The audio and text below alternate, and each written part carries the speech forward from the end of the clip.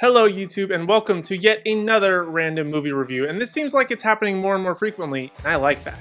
But it is Independence Day weekend, and you know what that means. It's time for an over-the-top, action-packed alien invasion movie. And I'm not talking about Independence Day today, I'm actually talking about the Amazon original movie that just recently came out starring Chris Pratt called The Tomorrow War.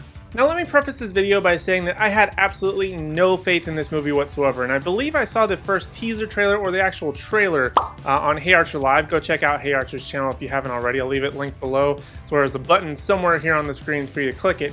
But go ahead and check out his channel. But I watched it originally there, and I had zero faith in this movie. It looked like just a rehash of stuff that we've already seen before. It looked like it was trying to be another Edge of Tomorrow or Live That Repeat, however you want to call that movie, depending on what region you saw it in.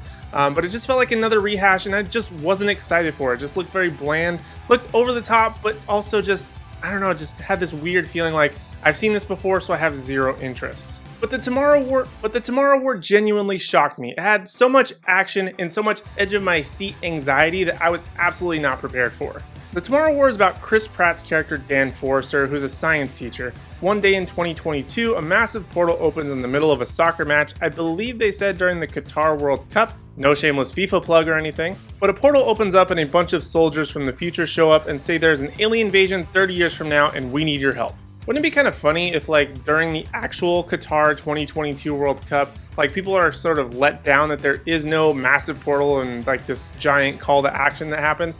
I know it's really out of left field, but people might be disappointed. You never know. Anyway, I'm getting sidetracked. So they recruit people from today to fight the future war of tomorrow. Eventually, Chris Pratt's character gets drafted and he has to go fight for 7 days. Now, this is actually going to be a spoiler-free review. I'm not going to get too deep into anything because I actually felt like it's an enjoyable movie that I want people to watch. So by spoiling it, that kind of solves nothing. But if you actually do watch it and you sort of pay attention to some of the things and you have a brain or have some type of intellect, you'll kind of pick up on small nuances that they're going to be like, okay, this may be called back to later, and it 100% will be, but it's still worth a watch. In terms of acting, I have to say it was overall pretty stacked. I don't think anyone did a bad job, and it was pretty on par with a big action movie like this, and I have no complaints. Chris Pratt was able to be not himself for a majority of the movie and have some stupid joke or something. In fact, he was one of the more serious characters, which was a nice change of pace. Sam Richardson's Charlie was more of the comic relief, which was nice, and I honestly loved his character.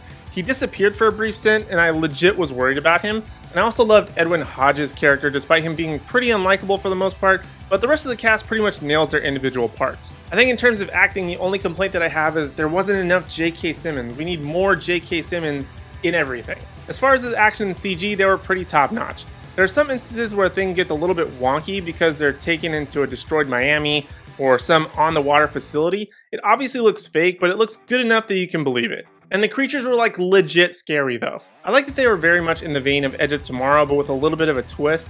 They were a bit like the creatures from A Quiet Place or Cloverfield. It's kind of a mishmash of different unique spins on monsters, which was kind of refreshing, but also very familiar in a way. It's nothing crazy, but for an alien invasion, again, it fit the part and I don't really have any complaints. But I did like that they got up close and personal to the creatures a few times though. Not a lot of big budget movies will let you get that close in fear of sacrificing the believability of the CG or having to make a realistic creature that these characters look like they're interacting with.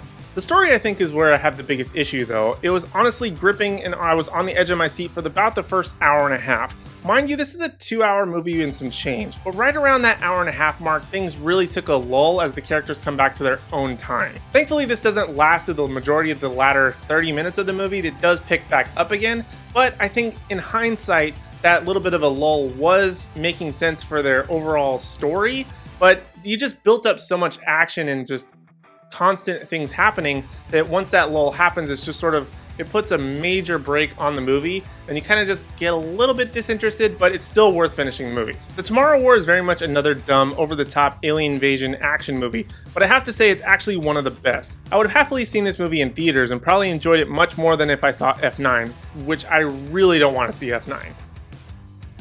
I know I'm gonna watch it at some point, but I don't want to pay for it, you know what I mean? So the question is, should you watch The Tomorrow War this 4th of July weekend? And I have to say, absolutely. It's absolutely a fun, awesome action movie that you should watch with your family, with your friends, whoever you may be having around with you. It's totally worth a watch if you have Amazon. I mean, I think majority of the world, or at least the US in this case, has Amazon, so if you have an Amazon account, just take advantage of it and watch it. Even if you want to watch it after the yearly rerun of Independence Day, it's totally worth it. Skip Independence Day Resurgence. Don't waste your time. Don't waste your time on that one. Watch this one instead. You'll be much better for it, trust me. So those are essentially my thoughts on the Tomorrow War. If you have seen it, make sure you let me know your thoughts and opinions down in the comment section down below. Also, while you're down there, don't forget to hit like, subscribe, and ring the bell notification so you miss out on any future videos from me, including my weekly series of revisiting the MCU, which will lead up to the epic finale where we will rank them from worst to best, as well as any other random movie reviews that I may do in the interim. Also, be sure to check out my videos on the Animated Apparel Company YouTube channel, where I do live streams of Loki, all sorts of other stuff. There's Black Widow coming up, which I'm going to be doing a ton of videos, so make sure you go to their channel, subscribe, like all of my videos there too, and join the AAC universe. And you can even use my special discount code Aaron20 on animatedapparelcompany.com to get 20% off your order. You'll be able to get some awesome t-shirts from Marvel, DC, Star Wars, gaming, and more. Again, the code is Aaron20 at checkout, and you will get 20% off your order. Other than that, those are all of my thoughts on the Tomorrow War. Thank you guys so much for watching. I really do appreciate it, and hope to see you in the next video.